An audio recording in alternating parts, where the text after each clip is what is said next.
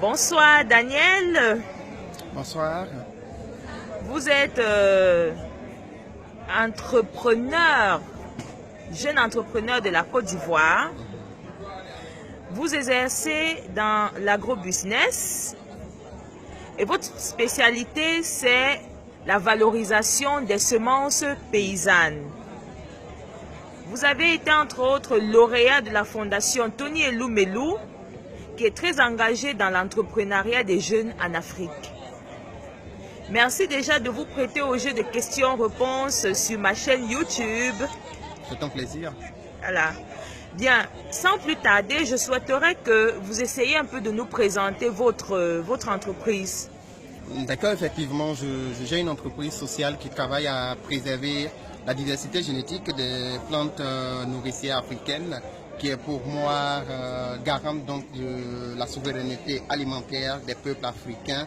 Donc la population va dans quelques années passer à 2,5 milliards d'habitants. Et pour moi, l'enjeu majeur de l'Afrique serait de nourrir cette nouvelle population. Et cela ne peut se faire sans la semence. Et la semence, pour nous, est la porte d'entrée, la porte de sortie, c'est la pierre angulaire de l'agriculture africaine parce que l'agriculture africaine est fortement dépendante de l'agriculture paysanne.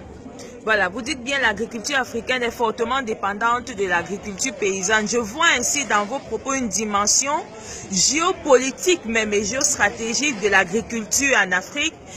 Est-ce ça dit que vous venez trouver des solutions contre la malnutrition africaine? Il faut dire que le mal commun de l'Afrique, c'est la privatisation. Et sous nos yeux, nous avons privatisé l'éducation, la chose la mieux partagée à travers le monde. Sous nos yeux, ils ont privatisé l'accès à l'eau, l'accès à l'électricité. Et pour moi, il n'est pas question qu'on puisse privatiser l'alimentation, qu'on puisse privatiser l'accès aux aliments parce que c'est un problème de survie, c'est un problème vital. Et en tant que jeune africain, conscient donc de ce problème, je pense que c'est une responsabilité pour nous, une responsabilité sociale de pouvoir contribuer donc à ce problème et pouvoir apporter notre pierre à l'édifice, de pouvoir apporter nos solutions pour préserver la souveraineté alimentaire des peuples et permettre aux générations à venir de pouvoir se nourrir de cette diversité génétique. Ok. Il ne me reste plus qu'à vous remercier. Est-ce que vous avez un dernier mot à l'endroit de la jeunesse africaine?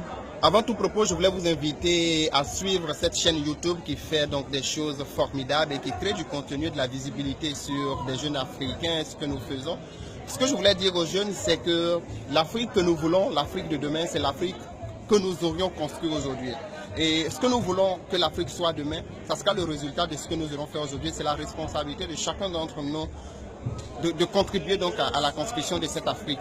Et je voulais finir par dire que nous devons briser les frontières, nous devons casser les murs, construire des ponts entre nos initiatives parce que les difficultés qu'il y a au Togo, au Bénin, au Nigeria, au Sénégal et j'en passe sont les mêmes difficultés que nous avions donc dans nos zones de prédilection. Et les ponts sont plus solides que le mur. C'est en nous rapprochant, en partageant nos expériences, en partageant nos expertises, en co-créant donc des solutions frugales qui répondent aux besoins et qui sont adaptées donc à l'Afrique que nous allons à terme pouvoir, j'allais dire, propulser l'Afrique, pouvoir à terme réaliser ce rêve que nous avons tous pour cette Afrique. Merci. Merci, monsieur Daniel Oulé. C'est moi qui vous remercie. Bonne continuation et du courage. L'Afrique entendra parler de vous. C'est un plaisir.